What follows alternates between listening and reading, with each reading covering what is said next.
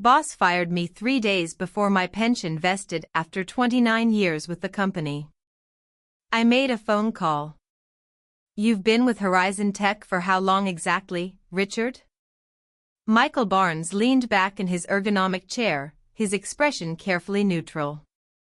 The corner office overlooked the Boston skyline, morning sunlight reflecting off the glass towers of the financial district. 29 years and 362 days, sir, I replied, my voice steadier than I felt. The manila envelope on his desk hadn't escaped my notice. In nearly 3 decades at Horizon Technologies, I'd never been summoned to the COO's office on a Thursday morning without warning. Something was very wrong. I'm Richard Callahan, 58 years old, and until this moment, I was the senior systems security architect at one of Boston's premier tech companies. I've spent nearly 3 decades ensuring that Horizon's networks remained impenetrable, identifying vulnerabilities before they became breaches, and implementing systems that kept our clients' data safe when others in the industry suffered catastrophic failures. My comprehensive pension plan was set to fully vest on Monday, just 3 days away.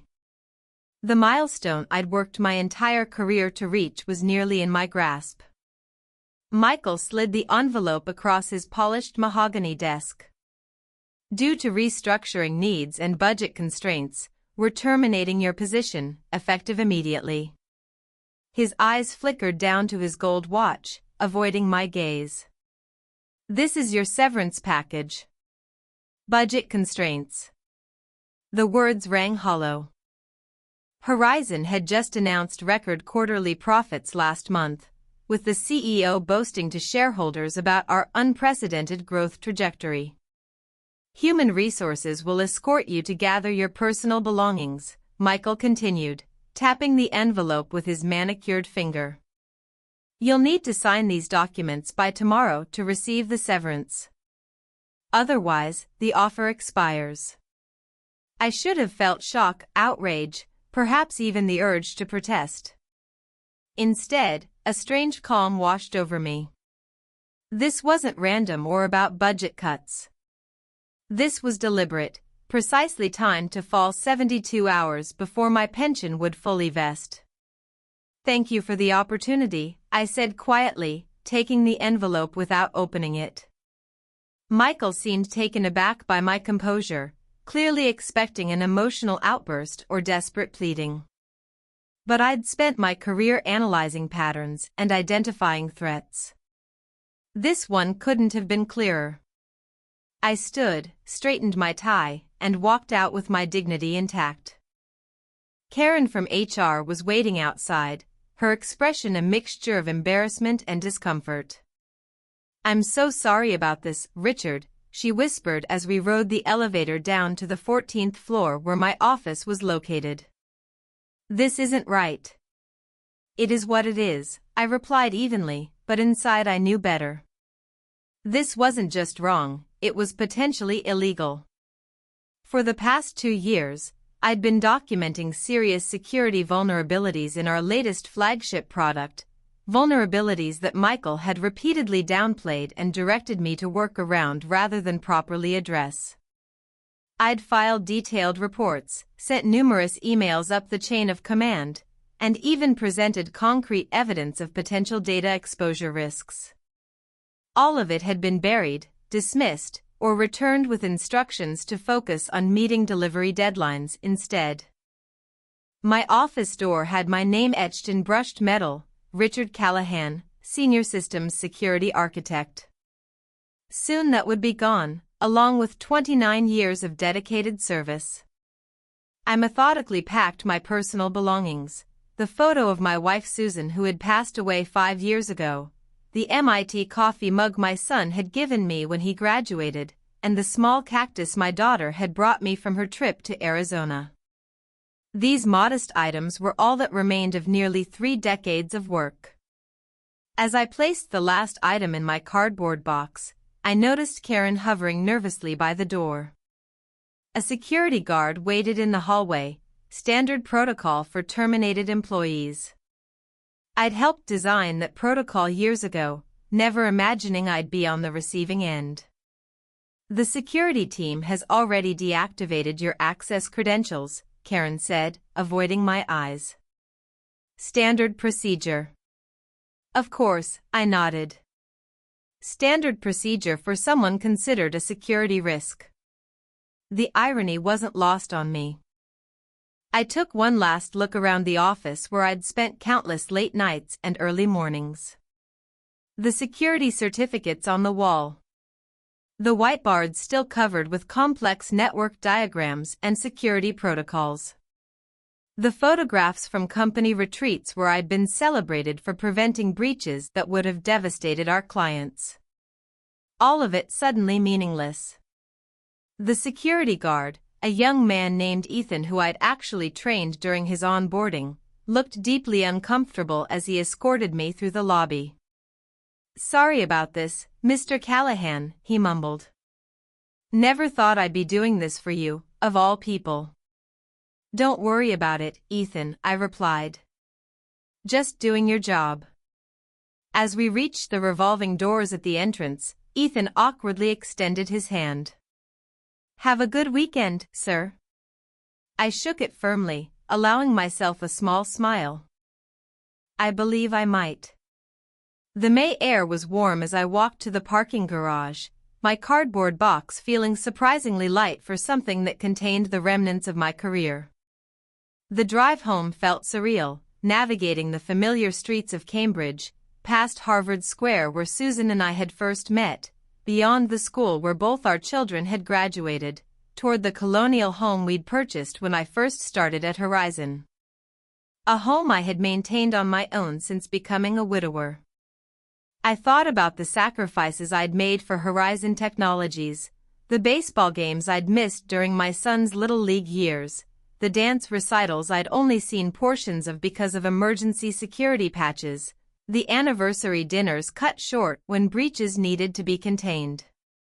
I'd given the company my best years, believing in the security my pension would provide for my retirement and my children's future. When I pulled into my driveway, I sat quietly for a moment, allowing myself to feel the full weight of what had happened.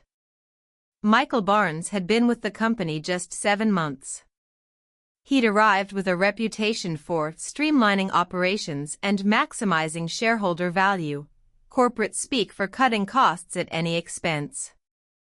I'd known we would eventually clash when I refused to certify the security of our newest financial platform, a product he'd fast-tracked despite my documented concerns. What I hadn't anticipated was how swiftly and ruthlessly he would move to eliminate me. Inside my home, I made myself coffee and sat at my kitchen table, finally opening the severance package. The terms were insulting: 4 months' salary in exchange for waiving all rights to future claims against the company. No pension, no healthcare continuation, no acknowledgement of nearly 3 decades of loyal service. Just a check and a legal trap designed to silence me. The document required my signature by 5 p.m. tomorrow. They were counting on fear and desperation to make me sign immediately, without consulting anyone. This wasn't standard practice. It was a targeted effort to rob me of what I'd rightfully earned over 29 years of service. I set the papers aside and walked to my home office where I kept my personal records. Behind a row of technical manuals sat a fireproof lockbox, my insurance policy. For 2 years, I'd been bringing home copies of my security assessment reports, keeping detailed notes of conversations, and saving emails that outlined vulnerabilities in our systems. Not because I planned to use them, but because my professional instincts told me something wasn't right. I opened the box and reviewed its contents. Hundreds of pages documenting critical vulnerabilities that had been ignored. Emails instructing developers to implement temporary patches rather than permanent solutions. Meeting minutes showing Michael explicitly directing me to certify systems that didn't meet our own security standards. It was all there, a comprehensive record of decisions that prioritized speed to market and cost savings over the security of our clients' financial data. I'd reported every issue through proper channels only to be sidelined or ignored. Now they had crossed a line that couldn't be uncrossed. I reached for my phone, scrolling to a contact I hadn't called in years. Jennifer Matthews had been Horizon's chief legal counsel before leaving to work for the Financial Industry Regulatory Authority.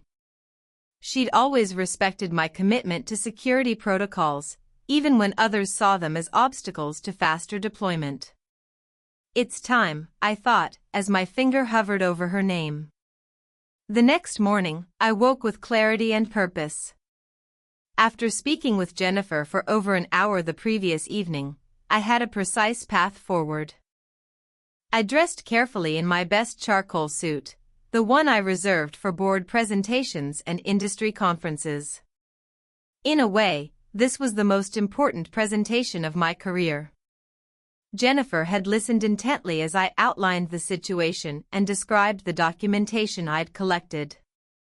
Her response was measured but resolute. "Richard, based on what you're describing, Horizon Tech might be facing serious violations of financial data protection regulations. The timing with your pension vesting? That's just one part of a much bigger problem," she'd explained.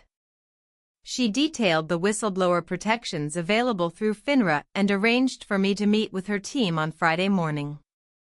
"Don't sign anything," she cautioned. "And secure those documents somewhere safe." I spent Thursday evening making copies of everything, organizing the evidence chronologically, and preparing a detailed index. The work kept my mind focused, preventing the anger and betrayal from overwhelming me. By midnight, I had 3 identical packages ready, one for FINRA, one for my personal records, and one that would serve as leverage if needed. My phone rang several times throughout the day on Friday. Karen from HR, Michael Barnes, even Horizon's current legal counsel. I let each call go to voicemail, listening to their increasingly urgent messages. "Richard, we need that paperwork signed today," Michael's voice was tense. "I can send a courier to pick it up if that helps." The legal counsel was more direct. "Mr. Callahan, it's imperative we receive your signed agreement before close of business. Failure to comply could jeopardize your severance package entirely." Their desperation confirmed what I already suspected. They knew they were vulnerable and wanted my silence secured before the weekend ended. At 4:30 p.m., my doorbell rang. Through the peephole, I could see Michael standing on my porch, his expensive suit looking out of place in my quiet Cambridge neighborhood. I didn't answer. "Richard, I know you're home," he called through the door. "This is ridiculous. Just sign the papers and we can all move on." I watched silently as he eventually placed another envelope in my mailbox and returned to his Tesla. Only then did I retrieve it, another copy of the same agreement with a handwritten note, "Final opportunity," signed by 9 a.m. Monday. That evening, my daughter called. Emily was concerned by the strange tone in my voice. "Dad, what's going on? You sound different." I considered downplaying the situation but decided against it. Emily deserved the truth. "I was terminated yesterday," I said simply. "What? But you're just days away from your full pension." "They can't do that." "They did," I replied calmly. "But don't worry. I'm handling it. Do you need me to come home? I can be on a flight from Seattle tomorrow." "No, sweetheart. Stay put. I've got this covered." After we hung up, I sat in my study as darkness fell, thinking about Monday's meeting with FINRA. For years, I'd tried to address these security issues internally, believing in the system and the company's integrity. I'd been loyal, discreet, and professional, even when I suspected serious violations of data security protocols. But Horizon had made its choice, and now I would make mine. I would not be signing their agreement. I would not be silenced. And most importantly, I would not let them discard 29 years of my life without consequence. Monday couldn't come soon enough. Monday morning arrived with a clarity I hadn't felt in years. I dressed carefully, placed my documentation in a secure briefcase, and drove downtown to the Federal Building where Jennifer had arranged our meeting. The weight of what I was about to do sat heavily on my shoulders, but there was also a sense of rightness to it all. The FINRA offices were understated but imposing, all glass partitions and hushed conversations. Jennifer met me in the lobby, her familiar face showing concern but also determination. "Richard," she said warmly, shaking my hand. "I wish we were meeting under better circumstances." "It's good to see you, Jennifer," I replied. "Thank you for taking this seriously." She led me to a conference room where two other investigators waited, Daniel Crawford, a senior enforcement attorney, and Sophia Washington, a cybersecurity specialist. Both greeted me with professional courtesy. "Mr. Callahan," Daniel began, "before we start, I want to confirm that you understand the process we're initiating today. Once you share this information with us, an investigation becomes official. There's no turning back." I nodded. "I understand completely." For the next 3 hours, I walked them through my documentation, the security vulnerabilities I'd first identified 2 years ago, the repeated demands to certify non-compliant systems, the pattern of security protocol violations that had intensified after Michael Barnes arrived. Sophia examined the technical documentation with growing concern. "These vulnerabilities aren't minor," she noted. "They could potentially expose personal financial data for millions of customers. That's a direct violation of federal regulations." "And you reported these issues internally?" Daniel asked. "Multiple times," I confirmed, showing them copies of my reports and emails. Each time I was told the issues were being addressed, or that I was being too cautious. When Michael joined 7 months ago, my concerns started being rerouted to his office, where they disappeared entirely. Jennifer leaned forward. "And you believe your termination was directly related to these reports?" "Without question," I replied. "The timing, 3 days before my pension vested, makes it obvious. But more than that, I had recently refused to certify the security compliance of their newest financial platform. Michael needed me gone before I could escalate further." As our meeting concluded, Daniel outlined the next steps. "We'll need your formal statement, then we'll begin our investigation, which typically remains confidential until we determine whether enforcement action is warranted." "How long will that take?" I asked. "It varies," he replied. "But given the documentation you've provided and the clear pattern of misconduct, we may move quickly on this one." I hadn't even returned home when my phone rang. It was Karen from HR, her voice trembling. "Richard, something's happening. The board just called an emergency meeting. Michael's been locked in his office all morning, and there are rumors about FINRA investigators contacting our legal department." So it had begun, faster than I'd anticipated.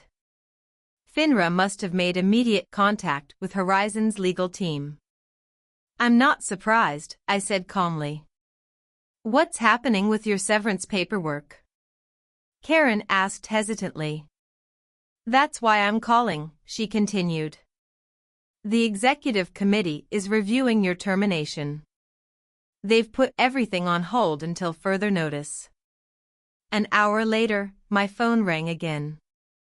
This time it was William Stevenson, the chairman of the board, a man who had barely acknowledged my existence during our few previous encounters. "Mr. Callahan," he said, his typically confident voice sounding strained. We seem to have a situation that requires your input. Would you be willing to come to the office tomorrow morning to discuss matters? I'm afraid that won't be possible, Mr. Stevenson, I replied. Any discussions should include my attorney and potentially representatives from the Financial Industry Regulatory Authority. I'm sure you understand. The silence on the other end was profound. Finally, he cleared his throat. I see. Perhaps we can arrange something more formal, then. As I hung up, I felt no satisfaction, only a deep weariness at the necessity of it all. I had never wanted to be a whistleblower. I had only wanted to do my job with integrity and retire with the security I'd earned. But Horizon Technologies had forced my hand, and now we would all face the consequences. My phone continued to ring throughout the evening, colleagues seeking information, executives attempting damage control. I answered none of them. The time for private conversations had passed. Now everything would happen in the light. By Wednesday morning, the storm had fully broken. Tech industry publications ran headlines about a FINRA investigation into Horizon Technologies, sending the company's stock into a tailspin. Financial analysts who had praised Michael's innovative leadership just weeks ago now questioned the integrity of the company's entire security infrastructure. I received a formal letter from Horizon's legal department withdrawing my termination notice and placing me on administrative leave with full benefits pending an internal review. It was a transparent attempt to mitigate damages, coming far too late. At 10 a.m., my attorney, Robert Sullivan, accompanied me to a meeting at Horizon's headquarters. The same security guard who had escorted me out on Thursday now nodded respectfully as we entered. The atmosphere in the building was tense, with employees huddled in whispered conversations that stopped abruptly when we passed. We were shown to the main boardroom, where William Stevenson waited with the company's outside counsel and 4 other board members. Michael Barnes was conspicuously absent. "Thank you for coming, Mr. Callahan," William began, seeming to have aged years in just a few days. "We've initiated a comprehensive internal investigation into the concerns you've raised."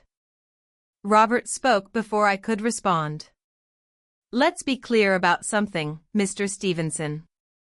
Mr. Callahan didn't suddenly raise these concerns after his termination. He documented and reported them repeatedly over a period of 2 years, as his job required him to do.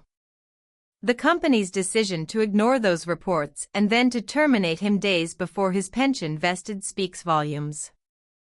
William shifted uncomfortably. "Yes, well, that's part of what we're investigating. I want to personally assure Mr. Callahan that his termination has been rescinded. We consider him an employee in good standing with all benefits intact." "Including my pension?" I asked directly. "Of course," he replied quickly. "In fact, we're prepared to offer you a consulting role after your retirement, which you can begin immediately if you wish. We value your expertise and, my client isn't making any decisions today," Robert interrupted. "And any discussion about future arrangements should be preceded by a full accounting of how his previous concerns were suppressed." The meeting continued for another hour, with the board members attempting to distance themselves from both Michael's actions and the security vulnerabilities I'd documented. They painted themselves as victims of misinformation, expressing shock and disappointment at the apparent misconduct. I remained mostly silent, letting Robert handle the legal maneuvering while I observed their body language. These were people I'd worked alongside for years, yet they'd never truly noticed me. Not really. Now they couldn't look away, their expressions a mix of fear and newfound respect. As we prepared to leave, William made one final appeal. "Richard, we're hoping you might consider speaking with the FINRA investigators about the corrective actions we're taking. Your support would be invaluable." I looked at him directly for the first time. Mr. Stevenson, I've spent 29 years dedicated to this company's security protocols. During that time, I filed 38 major reports documenting serious vulnerabilities. I sent 24 memos specifically addressing the issues now under investigation. I requested 11 meetings with executive leadership to discuss these concerns, of which only 3 were granted, and none resulted in meaningful action. At what point in that history did I have your support? The room fell silent. I'll cooperate fully with both the internal investigation and FINRA, I continued. But I'll be speaking only to the facts, as I always have. Whether those facts support or damage Horizon will depend entirely on what you do next, not what you say in this room. As Robert and I walked out, he whispered, "That was perfectly stated." It wasn't until we reached the parking garage that I allowed myself a deep breath. The adrenaline that had carried me through the confrontation began to fade, leaving me drained but clear-headed. "What happens now?" I asked Robert as we stood beside our cars. "Now," he smiled slightly, "they scramble to save what they can while the investigation continues. But make no mistake, Richard, they're terrified of you." I shook my head.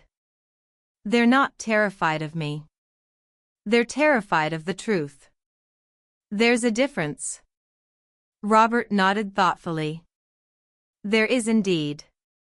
And that difference is why you'll win this, regardless of how it plays out." As I drove home, I wondered what Susan would have thought of all this. My late wife had always supported my principles, even when they made life more difficult. "Your integrity isn't just a professional asset, Richard," she used to say. "It's who you are." Perhaps she'd been right all along. By Friday, exactly 1 week after my termination, the story had evolved into a full-blown corporate scandal. FINRA had issued formal requests for information from Horizon, and an internal memo from William Stevenson announced Michael Barnes's immediate suspension pending investigation. The company's stock had dropped nearly 25%, triggering concerns from major investors and partners. I was no longer just Richard Callahan, overlooked security architect. Technology journals now referred to me as a whistleblower and the man who exposed Horizon. The sudden attention was uncomfortable, but I remained focused on the process, working closely with the FINRA investigators who now had offices set up in a separate building near Horizon's headquarters. The evidence I'd provided had opened many doors, but the investigation was revealing even more troubling patterns. Jennifer called to update me on their progress. "Richard, it's worse than we thought," she said, her voice grave. "The security vulnerabilities go back at least 4 years, predating Barnes. He accelerated the corner cutting, but he didn't start it." "I suspected as much," I replied. "There were issues I couldn't fully document because I couldn't access certain executive-level systems." "Well, we can access them now," Jennifer continued. "And they tell a story of systematic disregard for security protocols designed to fast-track products to market. The board is claiming ignorance, but at least 3 members had to have known. They signed off on key deployments despite documented security concerns. This news should have vindicated me, but instead it left me feeling hollow.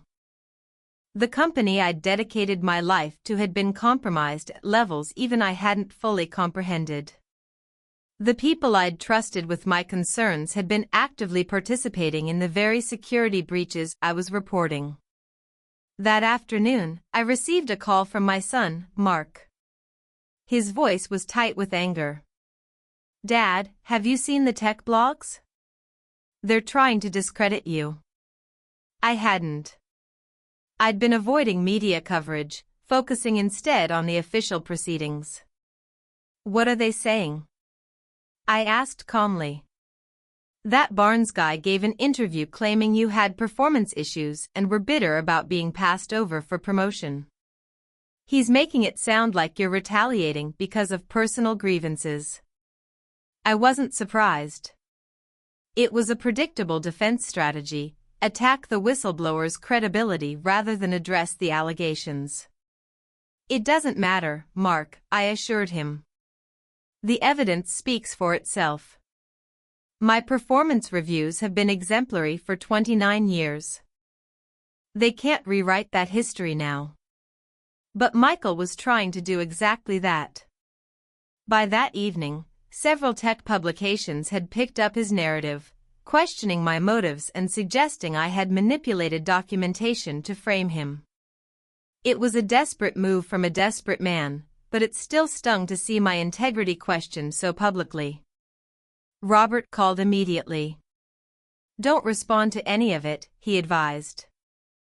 FINRA will issue a statement tomorrow clarifying your whistleblower status and the credibility of your evidence.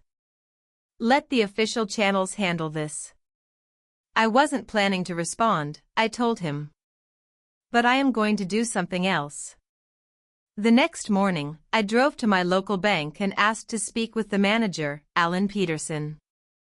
I'd known him for years, as he handled most of Horizon's local banking transactions. Richard, he greeted me warmly. I've been following the news. How are you holding up? I'm fine, Alan. But I need access to my safe deposit box. Inside the private room, I opened the box and removed a sealed envelope I'd placed there 18 months ago. It contained copies of email exchanges between Michael's predecessor and 2 board members discussing ways to expedite product deployment by temporarily bypassing certain security protocols during a critical market expansion period. I had found these accidentally while addressing a server migration issue, and something had told me to secure them separately from my other documentation. I hadn't included these in my initial FINRA report because they weren't directly related to the current issues, but now, with Michael attempting to undermine my credibility, they provided crucial context showing that the problematic practices predated my concerns about him specifically. I called Jennifer immediately. I have something you need to see, I told her. It changes the narrative completely. As I drove to meet her, I felt no satisfaction, only certainty that the full truth would now emerge, regardless of who was implicated. The emergency board meeting was called for Monday morning, 10 days after my termination and 7 days after the FINRA investigation became public. I wasn't invited, but I didn't need to be there to know what was happening. The additional documentation I'd provided had accelerated the investigation dramatically, implicating not just Michael but multiple board members in a years-long pattern of security protocol violations. Jennifer called me from outside the meeting room. It's chaos in there, she reported.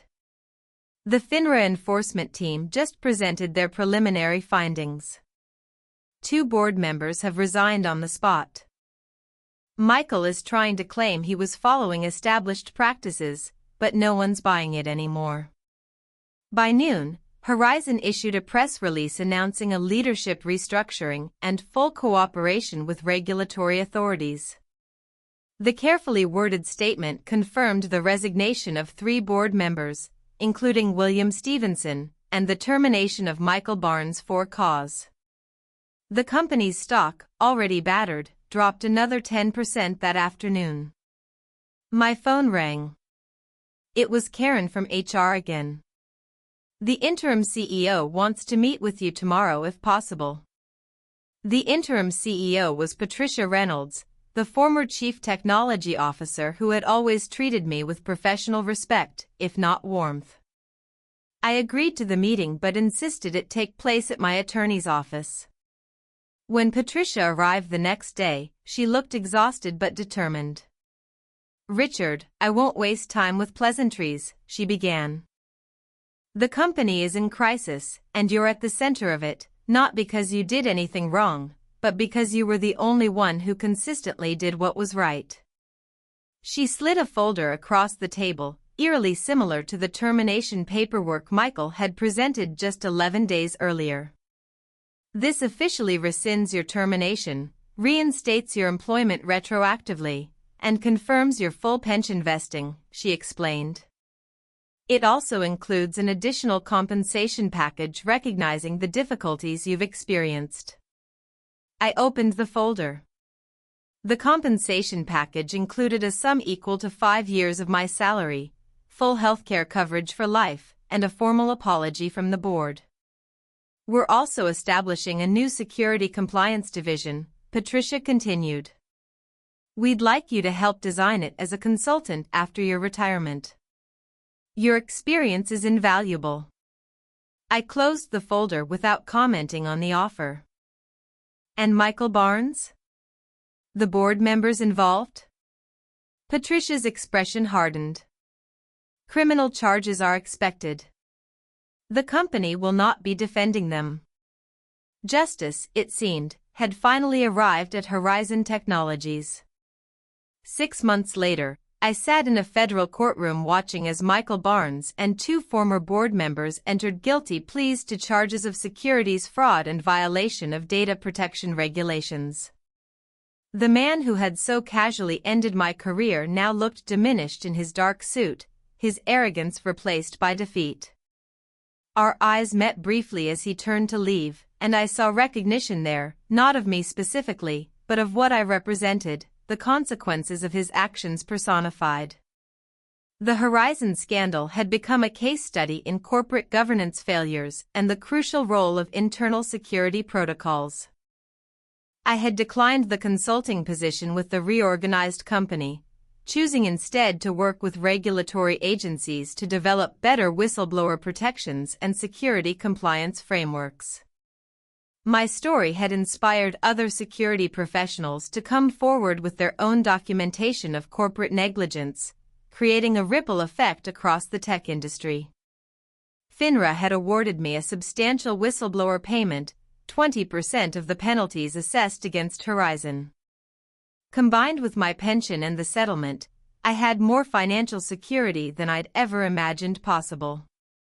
I'd established a scholarship fund for students pursuing careers in cybersecurity ethics, naming it after Susan. Both my children had become more involved in my life. Mark had moved his family to a home just 20 minutes away, and Emily visited more frequently from Seattle. We spent weekends together at my new lakeside home in New Hampshire, building memories I'd missed while working all those long hours at Horizon. One evening, as we sat watching the sunset over the water, Emily asked a question that caught me off guard.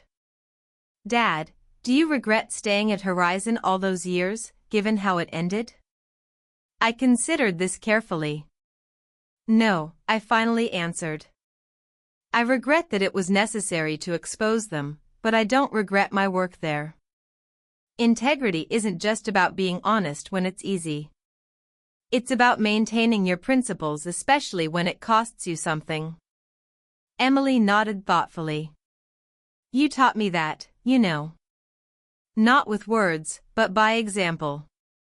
That, I realized, was perhaps the most meaningful outcome of all, not the vindication, not the financial security, but the knowledge that my choices had shown my children what it meant to stand firm in your values, regardless of the consequences.